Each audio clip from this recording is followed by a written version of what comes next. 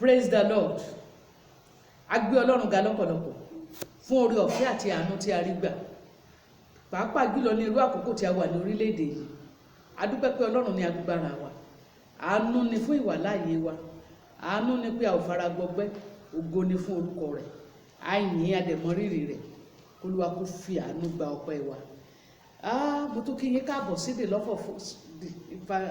Love of Old Evangelical Church. Èyí tó túmọ̀ sí ìjọ oníhìnrere ìfẹ́ ìgbàanì. Àti fún ìpàdé wa ọjọ́ àlàmísì Thursday, every Thursday tí ṣe májẹ̀mú iyọ̀ níbi tí a ti ń rí ojútùú sí ìṣòro ayé ẹni. Mo gbàdúrà Olúwa yóò bá yín pàdé lónìí pẹ̀lú ọwọ́ ìyanu àti ọwọ́ ìṣẹ́gun. Ká tó lọ sínú ọ̀rọ̀ Ọlọ́run àti àdúrà, ẹ jẹ́ ká gba àdúrà ní orúkọ Jésù.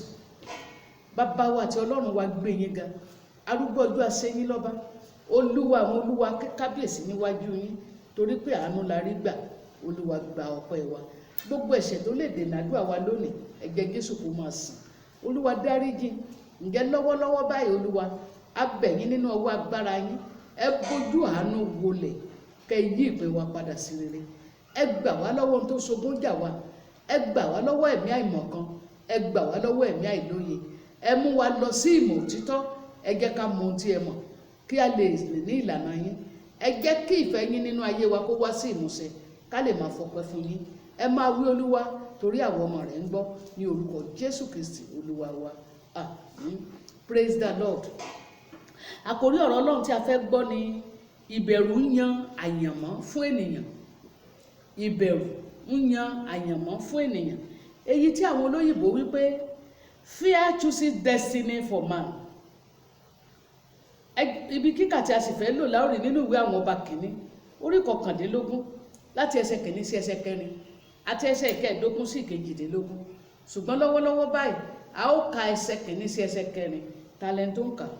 Ahabu sì sọ ohun gbogbo tí Èlíjà ti ṣe fún Jésébélì àti pẹ̀lú bí ó ti fi idà pa gbogbo àwọn wòlíì. Nígbà náà ni Jésébélì rán oníṣẹ́ kan sí Èlíjà wípé, bẹ́ẹ̀ ni kí àwọn òrìṣà kí ó ṣe sí mi, àti jù bẹ́ẹ̀ lọ pẹ̀lú, bí èmi kò bá ṣe ẹ̀mí rẹ dàbí ọ̀kan nínú wọn ní ìwòyí ọ̀la. Ó sì bẹ̀rù, ó sì dìde, ó sì lọ fún ẹ̀mí rẹ̀, ó sì dé Báṣẹ́bà ti Júdà, ó sì fi ọmọ ọ̀dọ̀ rẹ̀ sílẹ̀ níbẹ̀. Ṣùgbọ́n òun tìkára rẹ̀ lọ ní ìrìn àjò ọjọ́ kan sí aginjù. Ó sì wá, ó sì jókòó lábẹ́ igi júnípérì kan, ó sì tọrọ fún ara rẹ̀ kí òun bà lè kú. Ó sì wí pé, ó tó nísinsìnyí, Olúwa, gba ẹ̀mí mi kúrò nítorí èmi kò sàn ju àwọn bàbá mi lọ. Olúwa kó bùkún wa ní kíka ọ̀rọ̀ rẹ̀. Ẹ wo ohun tó ṣẹlẹ̀ níbẹ̀ yẹn tó jọ wá lójú mi. Ó jẹ́ ohun ìyanu ńlá wípé ìránṣẹ́ Ọlọ́run wòlíì ẹni tó dúró ní òkè Kámélì níwájú 450 450 prophet of Baal, wòlíì Báálì 450 tó sì pe Ọlọ́run ọ̀run tí iná dẹ̀ sọ̀kalẹ̀ sórí ẹbọ. Ìgbà tó gbọ́ ìhàlẹ̀ Jésíbélì aya Ahabu kò tiẹ̀ lè dúró. Bàbá ò rántí agbára Ọlọ́run tó ṣe mọ́. Sátánì lu ẹrù láti pọ́n lójú, ó sá lọ fún ẹ̀mí rẹ̀. Nípa báyìí àyànmọ́ rẹ̀ padà. Ètò Ọlọ́run fúnra rẹ̀ ló sọ pé òun ò fẹ́. Ó papòdà. Ohun gbogbo yí padà nú ayé ẹ̀. Mo gbàdúrà gbogbo agbára ẹ̀rù táyé fi jogún fún ọ, gbogbo tí ayé fi ṣe ẹ̀rù sínú ayé rẹ̀ tí ò jẹ́ kó lè rìn bí ó ti fẹ́, tí ò jẹ́ kí ọkàn rẹ kó balẹ̀, lónìí kó Olúwa kó parẹ́. Ẹ jẹ́ ká wò ó. Ẹ̀rù ó jẹ́ kí èèyàn ní ìpayà ní àkókò tí ìṣẹ̀lẹ̀ kan bá ń ṣẹlẹ̀ tó lè jáyàn láyà. Ó jẹ́ ẹ̀rù. Nígbà tí irú eléyìí bá ṣẹlẹ̀, ìhà tá a bá kọ sí òun ni ó sọ bí ìṣẹ̀lẹ̀ tí ń bani lẹ́rù yẹn bí yóò tún ayé wa ṣe ni tàbí yóò bà ayé wa jẹ́. Mo gbàdúrà lórúkọ Jésù, Olúwa kó fún wa ní ẹ̀rù rẹ̀, kó gba ẹ̀rù ayé lọ́wọ́ wa, ká bá lè ṣe rere, ká bá lè ṣe fẹ́ rẹ̀, ká bá lè rìn nílànà rẹ̀, kí àyànmọ́ tí ó ti fún wa láti ọ̀run wá kó má bàa sọnù mọ́ wa lọ́wọ́ ní orúkọ Jésù Kristi Olúwa wa. Àmín. Ẹgbẹ́ ẹ̀yin èèyàn mi, ní kúkúrú ká tó lọ sínú àdúrà, ẹ jẹ́ ká wo kí ni tó mú ẹ̀rù wá àti irú ẹ̀rù tó wà.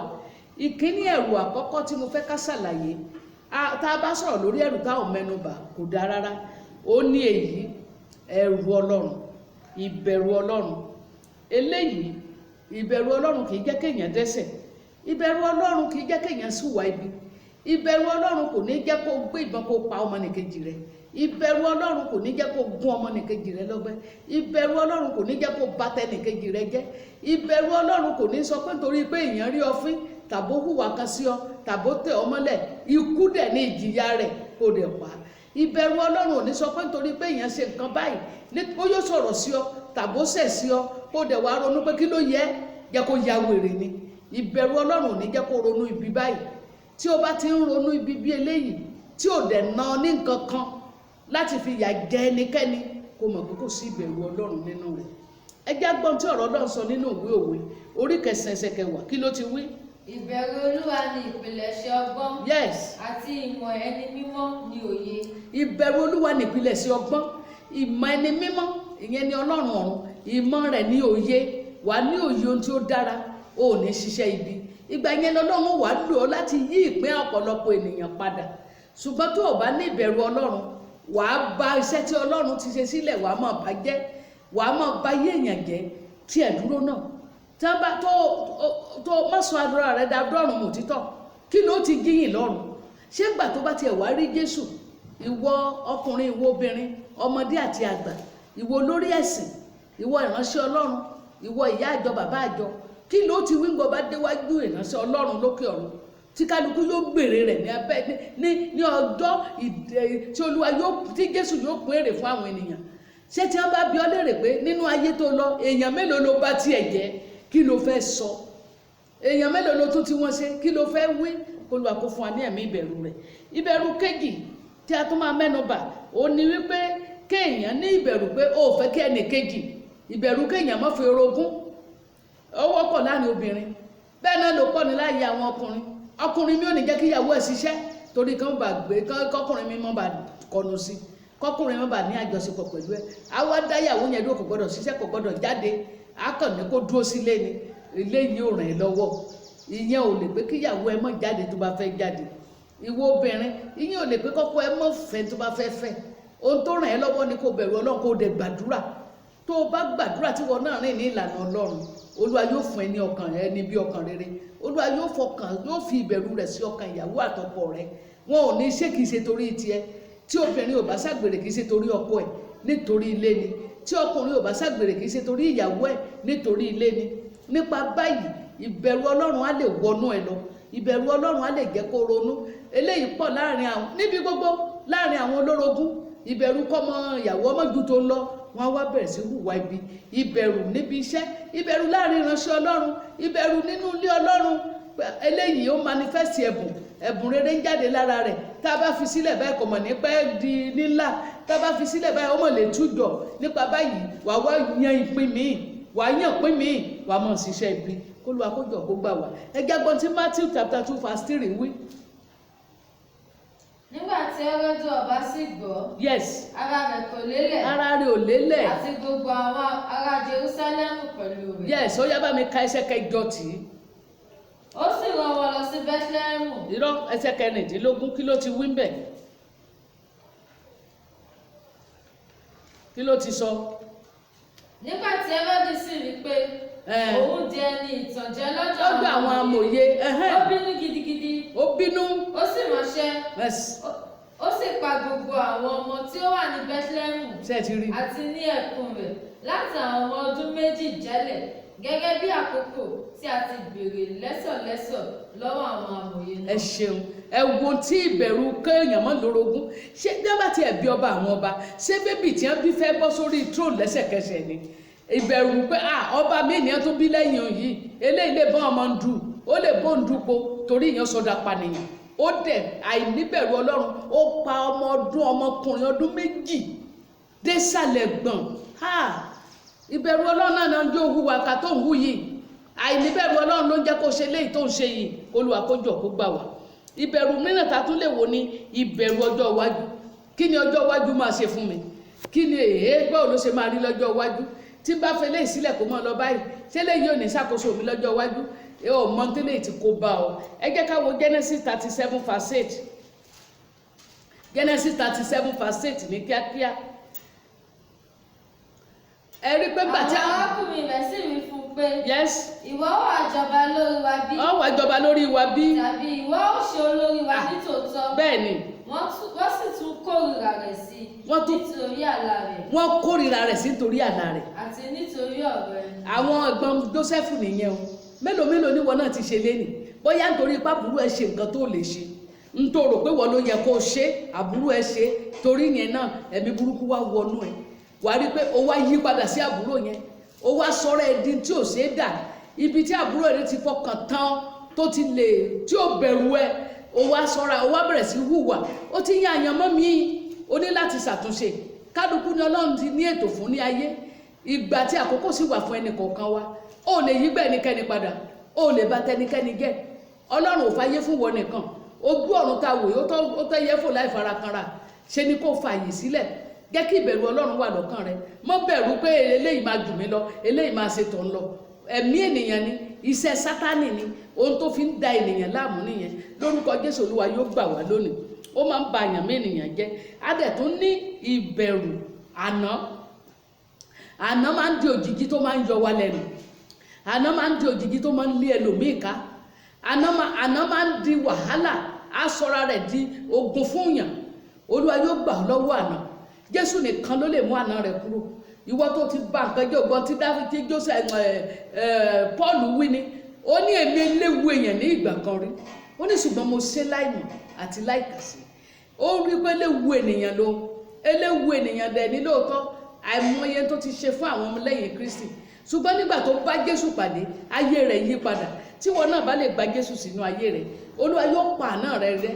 Ìgbà yẹn ni ọ̀rọ̀ Ọlọ́run yóò wá sẹ́nu ayé rẹ̀ pé ẹnikẹ́ni tó bá wà nínú Kristi ó di ẹ̀dá titun. Kíyèsí, ohun àtijọ́ kọjá lọ, ohun gbogbo di titun. Ìwọ ronú àná rẹ̀, ìwọ tó dẹ̀ ti gba Jésù ọ̀ngàn, tí Ọlọ́run ti mú àná rẹ̀ kúrò tó tún ayé rẹ̀ ṣe tó sọ ẹ́ dolóríire. Èwo ló wá fẹ́ bá ayé ẹlòmíì jẹ́ sí? Olúwa yóò ràn ẹ́ lọ́wọ́. Èwo ló fẹ́ da ìlú rú sí? Olúwa yóò ràn ẹ́ lọ́wọ́. Olúwa tó mú àná rẹ̀ kúrò, ó yẹ kúwọ náà gbìyànjú kó la gbogbo ipá rẹ kó ṣe ohun tó yẹ kó ṣe láti ran ẹlòmíì lọ́wọ́. Kí ni tí ó ṣẹlẹ̀? Ẹ wo Èlíjà, torí pé ìbẹ̀rù Jésíbélì halẹ̀ mọ́, torí ìyẹn ní ẹsẹ̀ 15 sí 18 bí a ò tilẹ̀ kà, ẹ rí ó tọrọ ikú fúnra rẹ̀. Olúwa dẹ̀ gbà fún bó ti wí. Ó tún sọ fọ́lọ́run pé òun nìkan ló kù ní ìránṣẹ́ Ọlọ́run. Ọlọ́run dẹ̀ gbà tó sọ. Ṣùgbọ́n nǹkan leléyìí o, Olúwa jẹ́ kó yé pé kì í ṣèwọ nìkan, ìró sì pọ̀. Kì í tún ṣèyẹn nìkan. Olúwa ní kó yé Èlísà ọmọ Sáfátì kó rọ́pò rẹ̀. Níbi láti rí pé bàbá yẹn ó parí iṣẹ́ ìránṣẹ́ rẹ̀ láìpẹ́ ọjọ́. Iṣẹ́ ìránṣẹ́ rẹ̀ ò tí ì dópin ṣùgbọ́n ó terminate ẹ̀. Mo wá gbàdúrà gbogbo tí ẹ̀rù ti mú ọ ṣe, k'Olúwa kó jọ̀ọ́ kó yí ọ padà. Ṣé o mọ̀ pé ẹ̀rù ló mú Ábúráhámù tó sọ fún ìyàwó rẹ̀ nígbòde Egypt wípé kó mọ̀ pé rẹ̀ níyàwó òun o, kó pera rẹ̀ ní àbúrò òun, torí pé ìyàwó ẹ̀ rẹwà. Ó dẹ̀ rò pé wọ́n á lè fẹ́, kán pa òun, kán bá lè fẹ́. Kí lẹ̀rù ti mú wọ náà ṣe? Mo bi ọ́ léèrè, màmá, kí ló ti torí ẹ̀rù pé ọmọ ìyá mọ̀ jù mí lọ, kí ló ti ṣe? Bàbá, ẹ̀gbọ́n, àbúrò, kí ló ti torí ẹ̀rù ṣe? Sọ mọ̀ pé torí ẹ̀rù báyìí o ti kó gbogbo kádàrá àwọn ènìyàn tí wọ́n sún mọ́ ọ, o ti kó wọn jọ. Sọ mọ̀ pẹ̀lú náà ló ṣe ẹ́, àwọn ọmọọṣẹ́ tó gbà sọ́dọ̀ ẹ, àwọn tó ń bá ọ ṣiṣẹ́ nínú ìjọ Ọlọ́run gan òyìnbá kò bọ́ kúrò nínú tá à ń sọ yìí. Ó wá ń lọ wá kádàrá wọn, ó ń lọ wò bọ́jọ́ iwájú wọn ti rí, ó wá kó wọn papọ̀ sábẹ́ sínú kèǹgbè kan. Ọlọ́run wò ọ́, gbogbo ohun tó ń ṣe, gbogbo ohun tó ń ṣe ní kọ̀kọ̀ là ó mú wá sí rántí. Má jẹ́ kẹ́rù yí ìpín rẹ̀ padà. Ọlọ́run ní ètò rere fún ọ. Jẹ́ kí ìbẹ̀rù Ọlọ́run kó ṣe ìbẹ̀rù rẹ̀. Àbó tilẹ̀ wà lábẹ́ ẹ̀rù fún àwọn abanilórúkọ jẹ́, àwọn tí wọ́n sọ fún ọ pé màá jáde, màá sọ, ó ṣe kúkú sọ fẹ́ni tó yẹ kó sọ fún, kó má jẹ́ kán fẹ̀rù bá tiẹ̀ jẹ́. Olúwa yóò ràn wá lọ́wọ́. Mo dúró lórí Kristi àpáta, ìpìlẹ̀ mìíràn ìyanrìn ni. Mo sọ tẹ́lẹ̀ lórúkọ Jésù, lónìí gbogbo tó ń ṣẹ̀rù bà ayé rẹ kó Olúwa pa lẹ́nu mọ́. Ó ní ṣẹ̀rù bà wọ́n kó já wọn láàyà, ajúnilọ tó ń halẹ̀ máa yé mi, gbogbo wàhálà tó ń halẹ̀ máa yé ẹ, gbogbo àná rẹ tó ń yọ ayé rẹ lẹ́nu, gbogbo àwọn tí wọ́n sọ pé àwọn ò fi àná àti agbára wọn wọ́n fi bà tiẹ̀ jẹ́ lónìí k'Olúwa kó kọlù wọn. Mo á wí lórúkọ Jésù, ẹ̀rù Ọlọ́run kó máa ṣàkóso ọkàn rẹ, ẹ̀rù Ọlọ́run kó máa ṣàkóso ọkàn mi, ẹ̀rù Ọlọ́run kó mú wa ṣe rere, ẹ̀rù Ọlọ́run kó mú wa rìnrìn àjò padà sí ọ̀run, ẹ̀rù Ọlọ́run kó jẹ́ ká lè ṣe rere nínú ìfẹ́ Kristi. Bẹ́ẹ̀ ni kó rí ní orúkọ Jésù Kristi Olúwa wa.